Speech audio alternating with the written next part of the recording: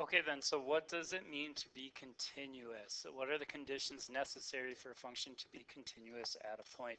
Well, if we look at some of the examples that we have in previous videos, you can see here that this is definitely not continuous because it's not, you can't trace without picking up your pencil, but also notice they're not approaching the same things here.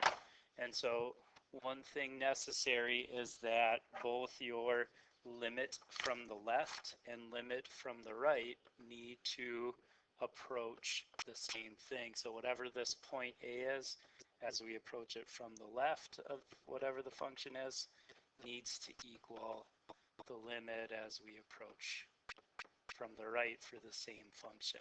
However, that's not enough for our definition because example here, both of these limits were the same from the right and left, but as you can see, it's not continuous here. And so we also need a second thing to make this. So this needs to be true, that the left and right limits are the same.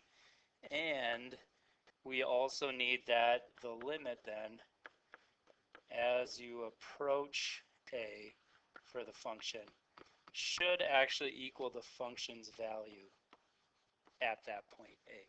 If those two things are true, then it is continuous. That's why in this one here, in this one, our function, which is h here, h of A is equal to 3. That's this point here. That's not the same as our function value, or sorry, our limit value of this, which equals 2. So they're not equivalent. That's why that one's not the same. Okay, so looking at this example, we have a function k here. Write in limit notation what happens to k of x as x goes 0 from the left and right. So on this one, we would say that here the limit as x goes to 0 from the left looks like it's approaching a y value here of 1, and also the limit as x goes to 0 from the right of this function is also equal to 1, both sides here being equal. What is k of 0? K of 0, as you can see here, is also equal to 1. It's filled in there. That's also equal 1. So does this satisfy our conditions for continuity? Yes, it does.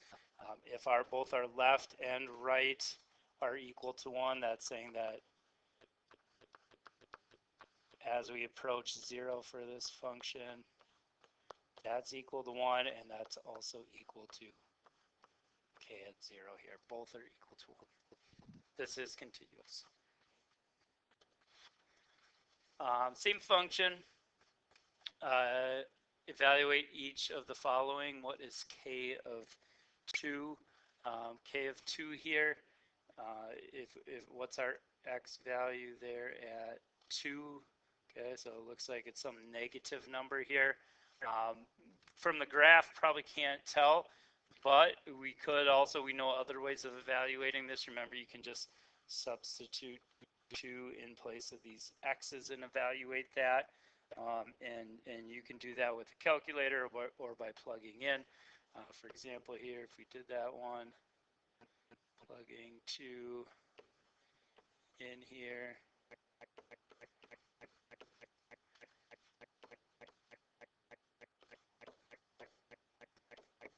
we get this, and we can evaluate that 2 times 2 times 2, or 2 to the third power is 8, 2 squared is 4, 7 times 2 is 14.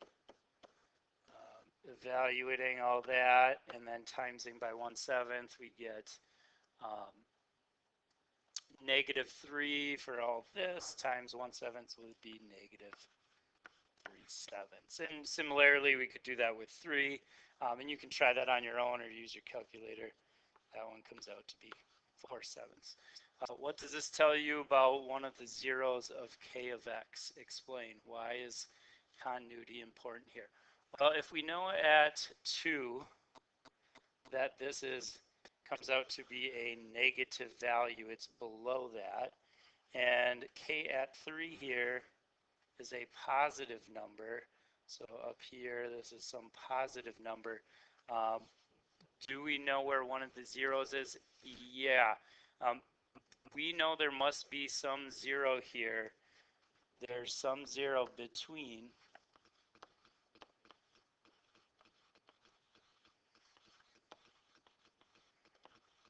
the two x values that we just looked at. There's some zero between 3 and 2 here. So somewhere in between it's got to cross through. And why is it important that it's continuous here? Because if it wasn't continuous, maybe there's a hole here or something at that value, then it wouldn't have to be continuous. But because we know it's continuous, it would have to pass through. And there's a theorem that we're going to talk about that explains that coming up. But that's an important thing to kind of realize here.